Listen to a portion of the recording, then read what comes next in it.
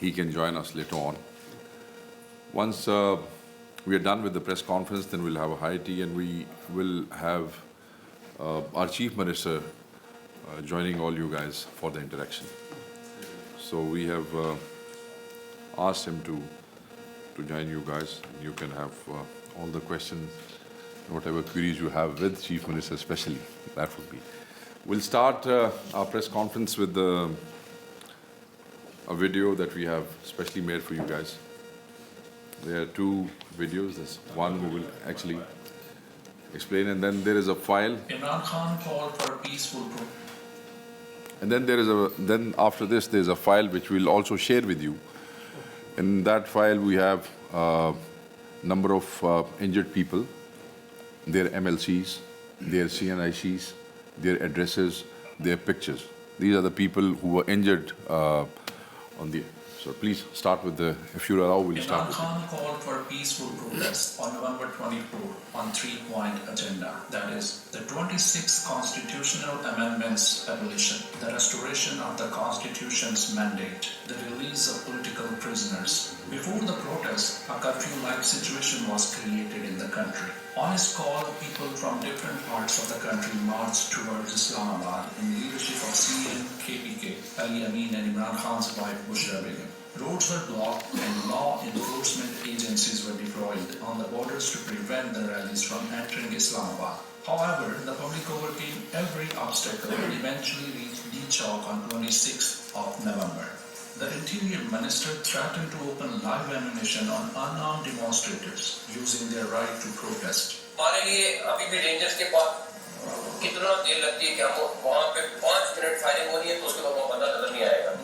At the midnight of 26th November, electricity supply was cut off on the surrounding areas of the D Chowk, and war-grade ammunition was fired on the protesters, resulting in several deaths and injuries. Shocking footages from the ground show the paramilitary forces directly hitting the civilians.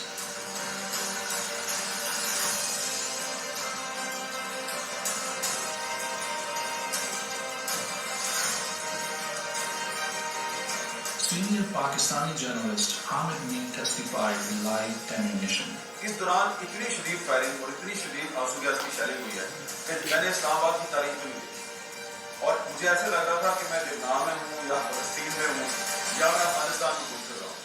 So far, 12 gunshot fatalities have been confirmed, while 139 individuals remain missing, leaving the total death toll uncertain.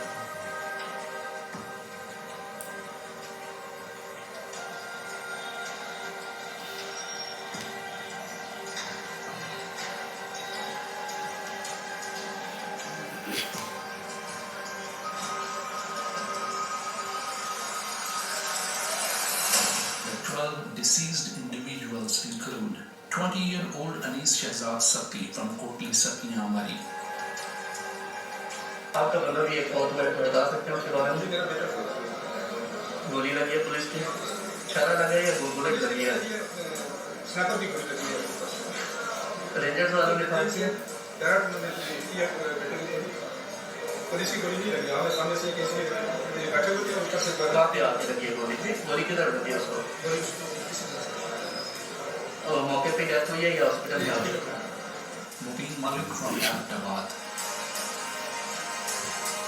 Sardar Shafiq Khan from Dera Ghazi Khan, Muhammad Ali from Charsadda, Ilyas Orkzai from Gohad, Imran Abbasi from Haripur, Abdul Qadir from Ahmedabad, Ahmad Wali from Dishin, Balochistan. कौमी assembly में जो बैठे हुए ये कौन 47 वाले लोगों पर एफआईआर दर्ज करें, जिन लोगों ने गोलियां चलाने के लिए ये ऑर्डर दिया क्या उन लोगों पर एफआईआर दर्ज करें, या जिन लोगों के हाथों में बंदूक थी जिन्होंने गोलियां चलाई या हम उन लोगों पर एफआईआर करें. That was everybody's family, Salim's brother Abdullah Khan, his father, and they very clearly said that they were under a lot of pressure to take back the claim that their son was killed by the army. They very clearly named the army. And they also said that when the funeral was being held of their son Ahmad Wali, that the police came and they said that we will piss on the grave of your son. The father was crying and he said that we've lost our son, we've lost the eldest. Now they've lodged 2 FIRs against us. One of them is that we had weapons in our home, and the other one was that we were causing obstruction in the way of the security forces. Abdul Rashid from Kila Saifullah, Balochistan. Sardar Ali from Martan.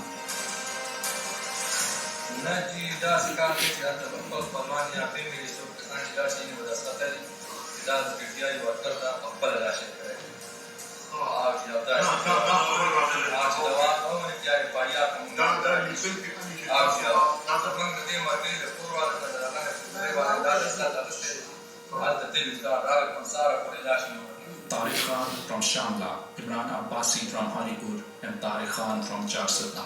After the massacre, the regime tried to blanket the information as confirmed by the reports by BBC, The Guardian, stating that two major hospitals in Islamabad, PIMS and Polyclinic, were instructed against providing correct information. According to initial reports from Polyclinic Hospital, 26 bodies were brought there. The bodies were not handed over to the families until they publicly disassociated themselves from Pakistan Tehreek-e-Insaf. International media also reported the horrifying scenes at the hospitals. Senior investigative journalist Matiullah Jan reported that 26 dead bodies were brought to the hospital by night of 26 November 2024. हमारे पास जो document है ना उसमें एक serial time wise आते हैं patients तो उसके अंदर भी बहुत सारे पेशेंट कंट्रोल नंबर मिसिंग है और इस बात का इम्कान है कि जो डाटा हमारे पास है वो सिर्फ धरने वालों और एहतजाज के रखने के बारे में है. Matiullah Jan was later abducted from the parking lot of the PIMS hospital where he was investigating the fatalities and injuries. Several international media outlets reported about this crackdown by police and paramilitary forces. Al Jazeera reported about the use of full force from the state to clear the protesters. They are using live assault rifles, these are Kalashnikov, AK-47, they are using, as you can hear that, they are using automatic fire and they are also throwing in tear gas. As you can see, the fighting is now very close to where we are. And we of course have to move in there for our own safety because you cannot walk outside.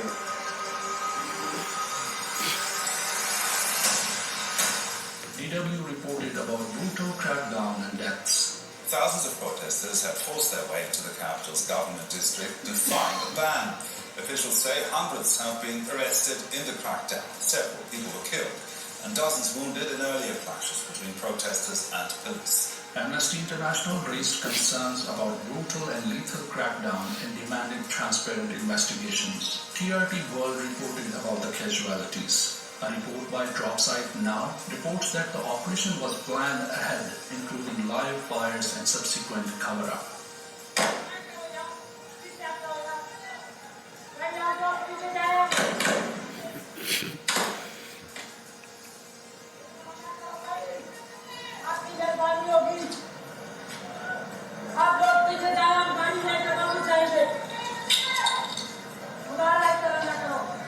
The Islamabad massacre is a stark reminder of the urgent need for accountability and justice. The PTI has filed a petition in this regard in court and demands an independent and transparent probe into the massacre by forming judicial commission. We call on to international community to pay attention to this tragedy.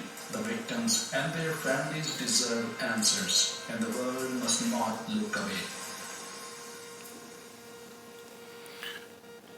One, can you share that file, please? I think this is the file where we are sharing the information of the injured. Because we have been asked many times if there is somebody injured or have been killed, we must share their CNICs.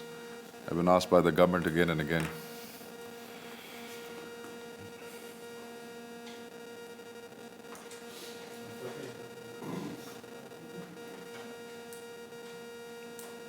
We will also share this file with you guys.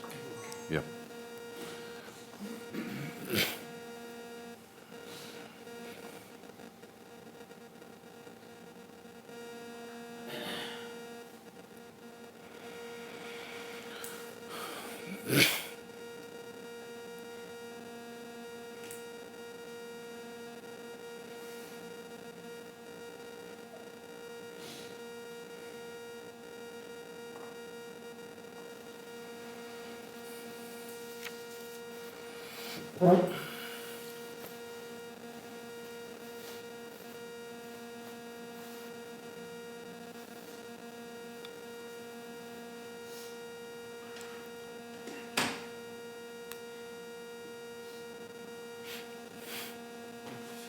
48 total injured. Yes. 40 injured, as we have mentioned in the petition, but we are still collecting data on people from Punjab and Balochistan who basically did not stay. Thank you very much, guys. I'll give you a little overview and then we can open the house for the questions. Please. Total missing that we have mentioned in the petition is 139 people. And but the list is not final, it is still evolving. We keep getting informations, and after we shared this data with court, somehow people who were missing suddenly appeared, few from the jails and few from the police stations. And that was also one of the objective to share this list with the court, because we don't want people to stay missing. We want people to appear. So, and hopefully people who are missing, presumably dead, because they have not appeared, they have not reached their houses, nobody knows about them, where they are. So we hope and expect that they are all alive and they all will be appearing, no matter how they do. But as long as they appear, it's good. If you'll allow me, I'll just I'll explain a few things. One of the things that why this call for the protest was given in the first place. Our leader, Mr. Imran Khan, who is unlawfully detained in Riyala jail in fabricated frivolous cases, had given a call of protest with three main objectives. The first was the release of all political prisoners who were unlawfully, illegally detained in frivolous cases around Pakistan, and the number was in thousands, especially our women, and especially our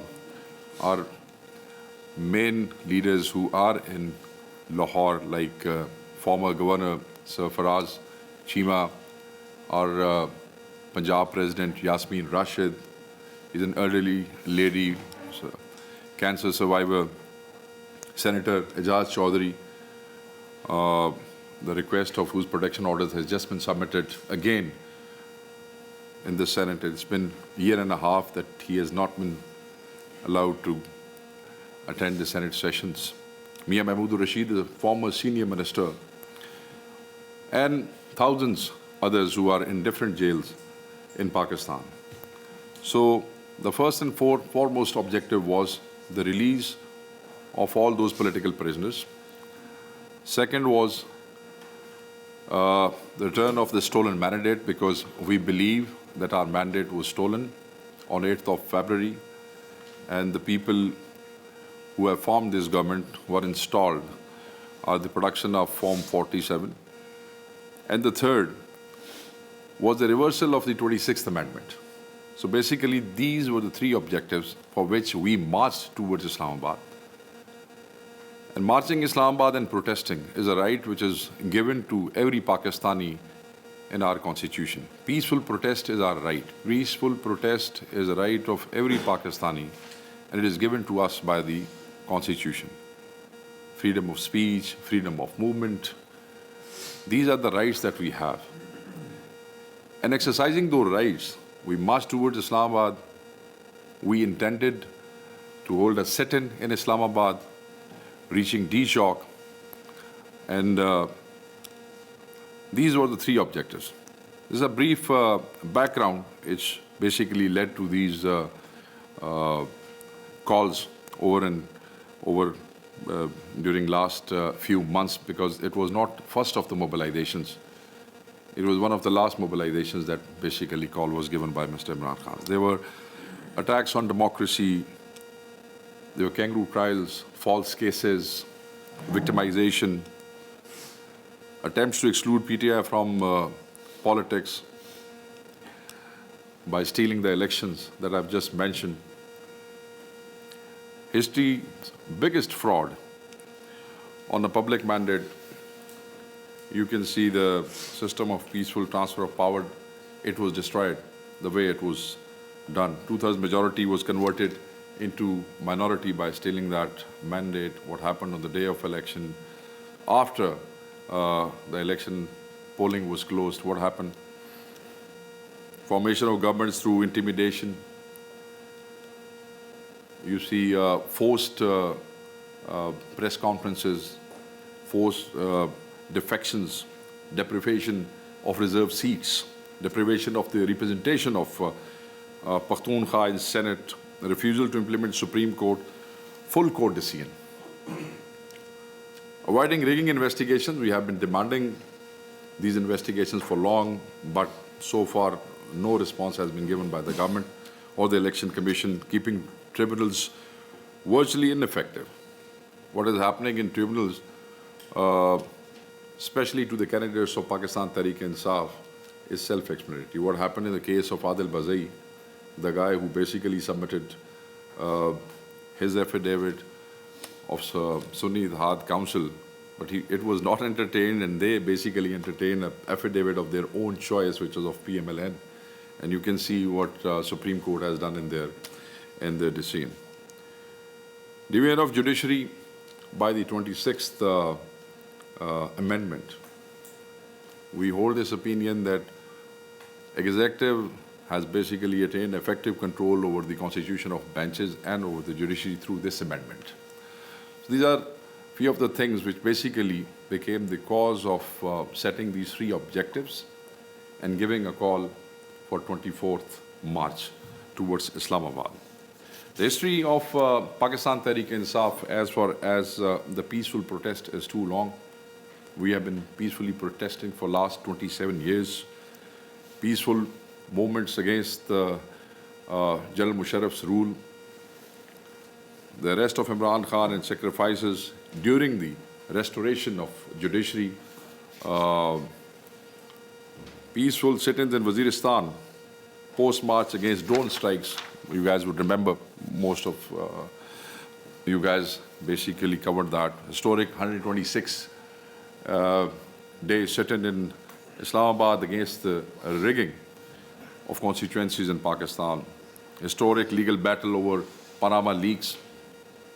Pakistan Tehreek-e-Insaf. Nationwide peaceful election campaigns for 2013-18 elections, nationwide political activities after the regime change operation. So we have been protesting on all the forums available to us, but we have been peacefully protesting against that. Thousands of public meetings, rallies, processions, sit-ins. At the end of the day, we are a political party. Pakistan Tehreek-e-Insaf believes in the peaceful protest. We are not militants. The government is trying really hard to portray one of the biggest, actually the biggest party of Pakistan.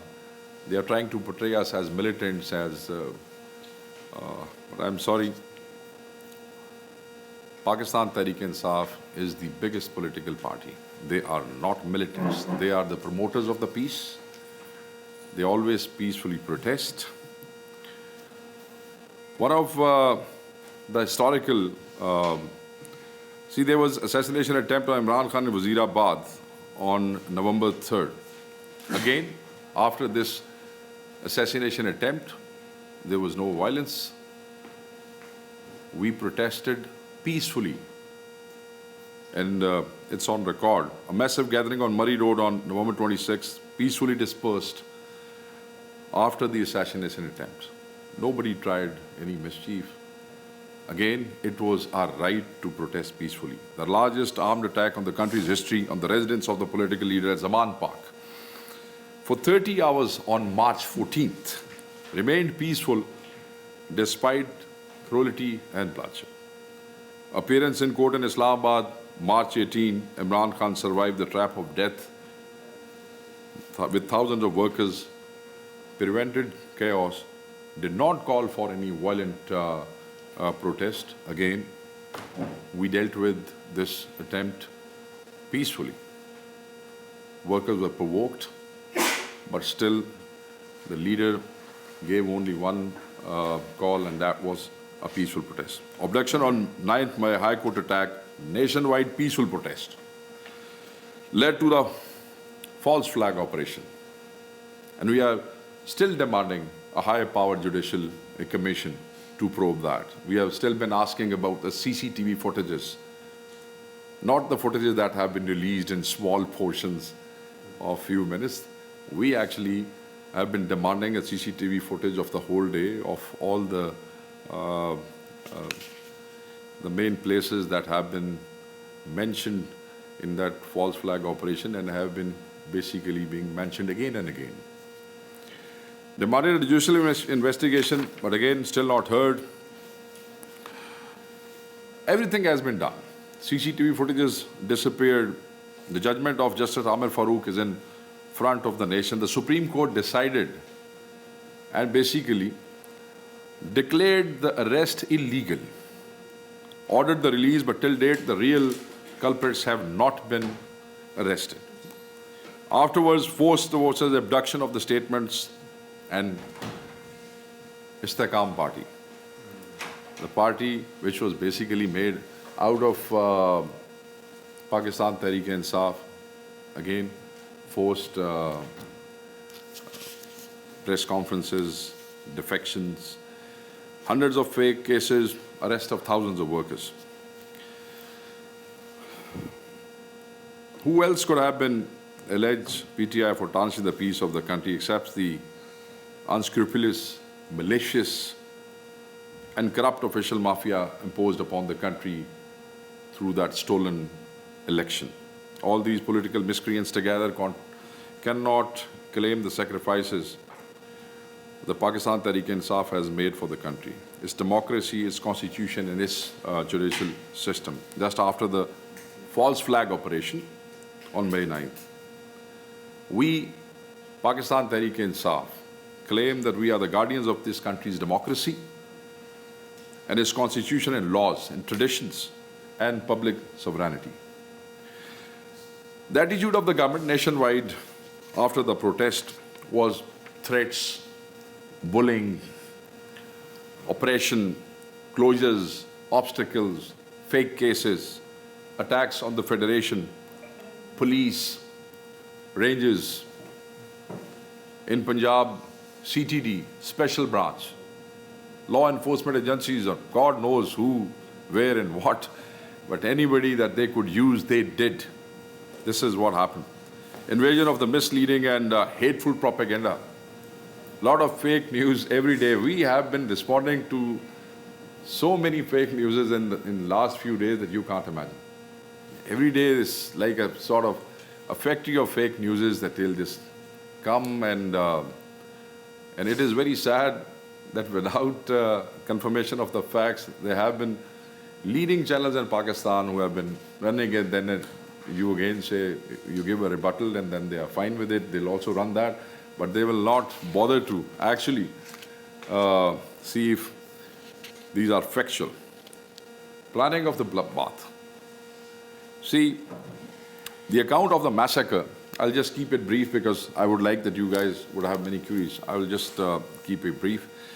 This is the darkest chapter in the history of Pakistan, when unarmed civilians and citizens were fired upon by their own police and they were killed without any fear of accountability and any sense of humanity.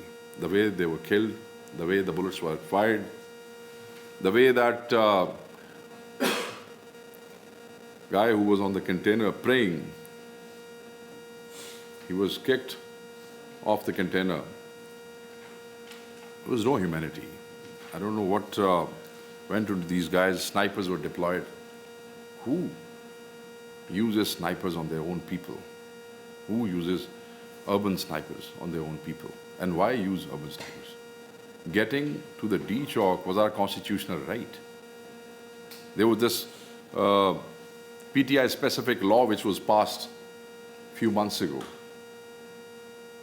If our youngsters, because Pakistan is young, Pakistan Tehreek-e-Insaf's main following and the majority of people who was marching towards D chalk was young. And if they were violating any law, which we don't think so, because we don't think that that draconian law should have been in place. our right of protest, our right of freedom, our right of speech. This is given in the Constitution, and courts have to defend that right. Who will give us safety? Who will secure that right for us? So if those were youngsters were there violating any law, they should have filed the cases. And when they would have filed the cases, courts would have decided. But in which law?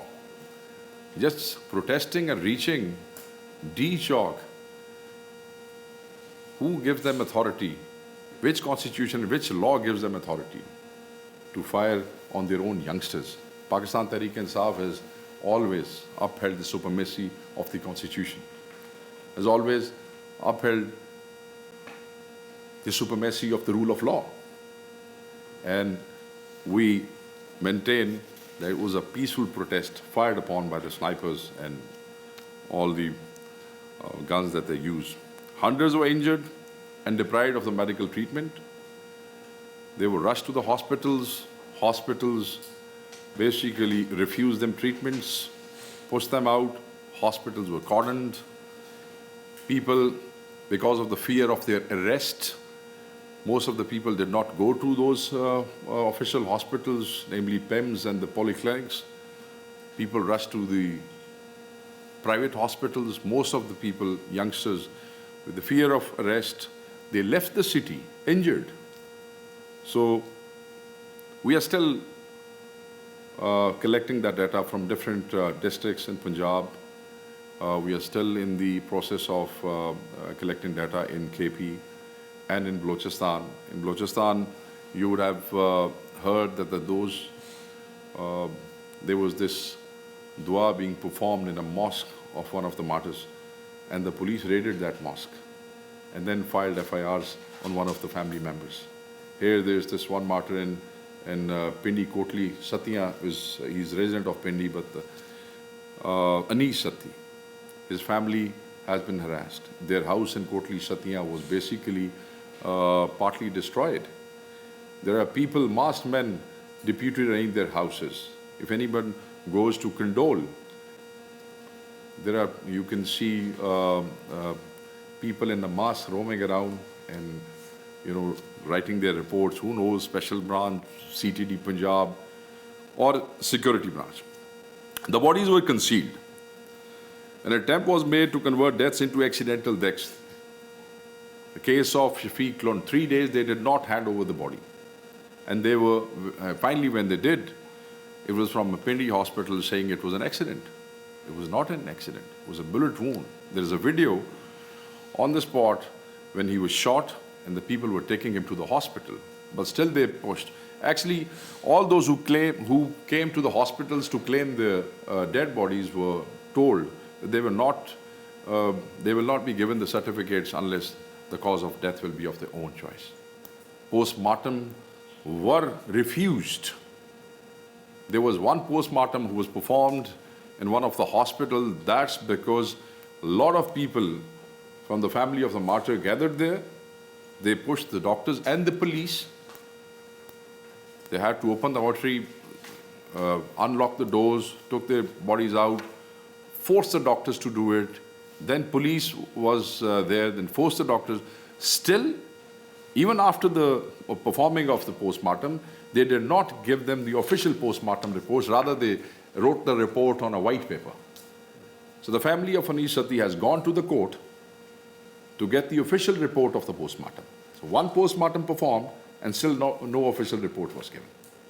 I mean, where in the world this kind of inhumane thing is done by the doctors? These doctors work for the same government who basically fired those bullets on these kids.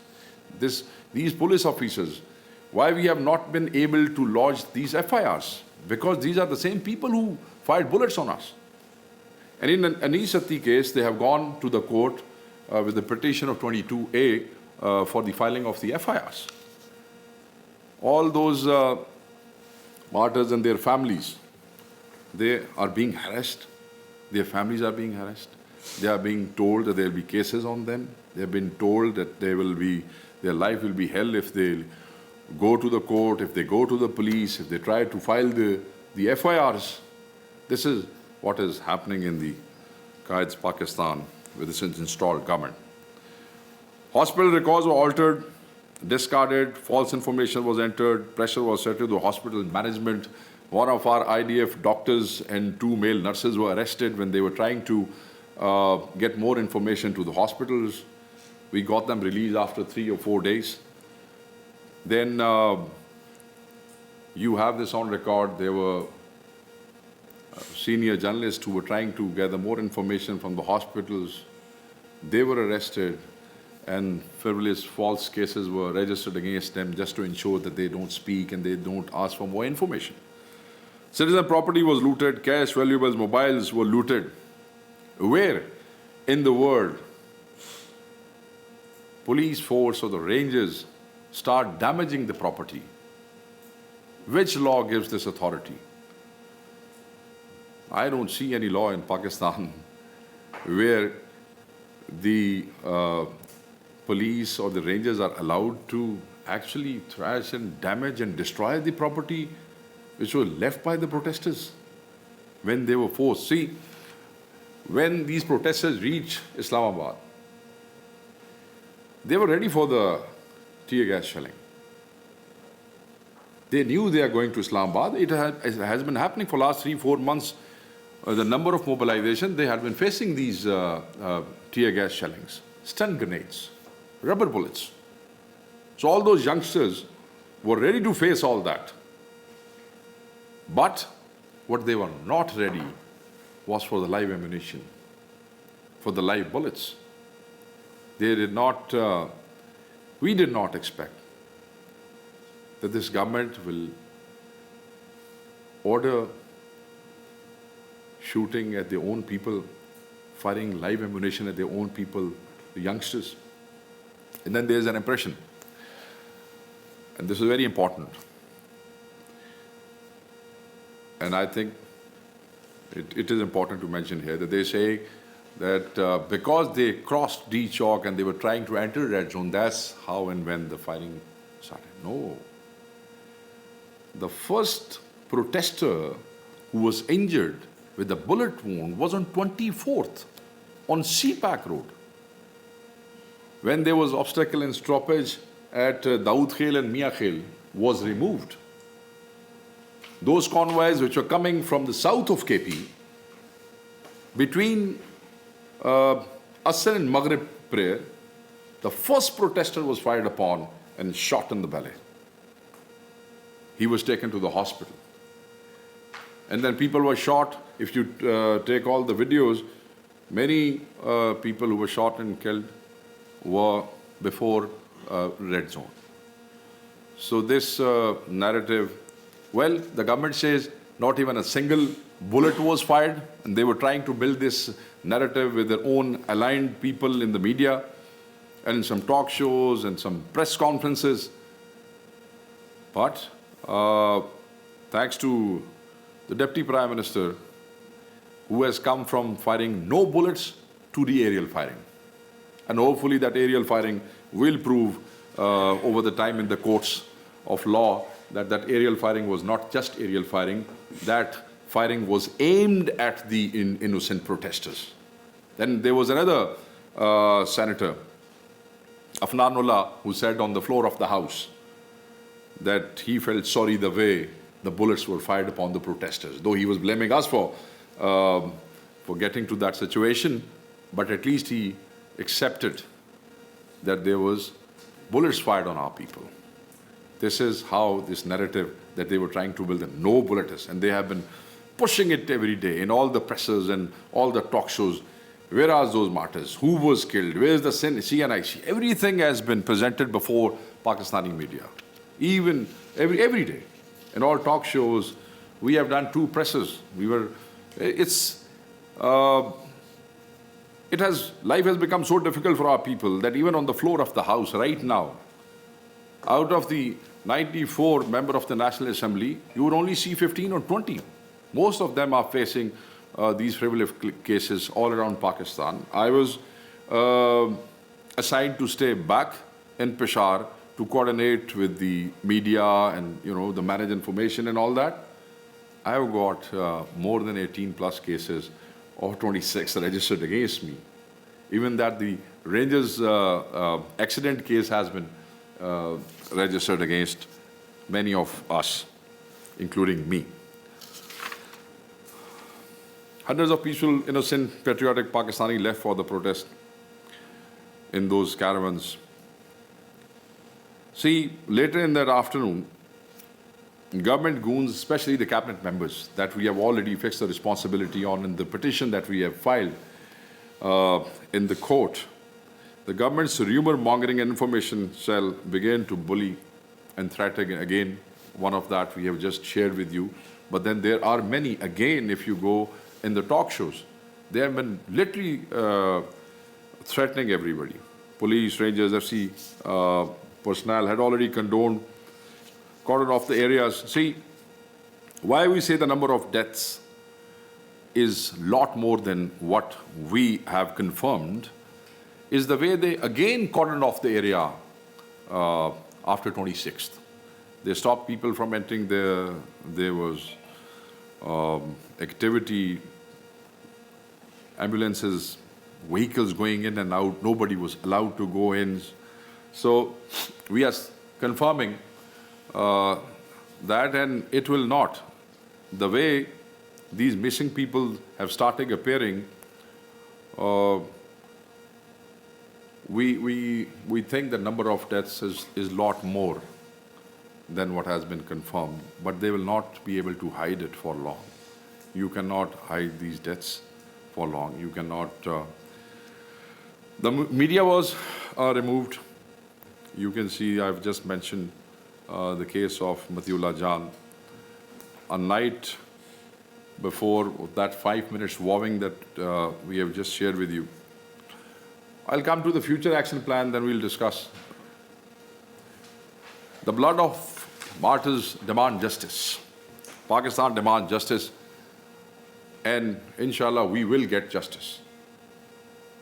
We will not rest. They can victimize us. They can file hundreds and thousands of cases against us. Until the day the last supporter of the PTI remains, we will not rest. Our kids will get justice, and we will get justice, inshallah. A high-level judicial investigation inquiry has been demanded again. It should be conducted, and those responsible for the massacre of Islamabad, they should be brought to justice. Proceedings should be initiated by registering cases which are being denied right now to us. Postmortems. It should be against the Prime Minister Shahbaz Sharif and the cabinet members which we have duly nominated in the petition that we have filed in the court of law. All missing persons should be recovered and released. Again, I would say that I pray that they are all alive. If they are being held somewhere, it's not on record. If they have been held by CTD, special branch, or any other branch, we demand their release.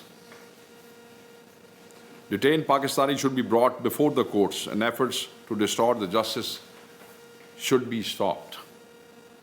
So there's this new tradition of people being released by the courts, and then, as you saw last night in Islamabad, in a case, there's one ATC judge released PTI youngsters, but then there's a police from Punjab and the other districts who came to re-arrest them, despite the fact that the judge had already given instructions that they will not be re-arrested, but they were police to re-arrest them. So this injustice, this fascism will not stay longer. These 12 martyrs, these death of youngsters, these missing people, their blood will bring change, and that change will be soon, inshallah. Again, I'll say we will not rest till our all unlawfully detained prisoners, political prisoners, are released, and those who have been killed will get justice. Thank you very much. I would open the House for the questions if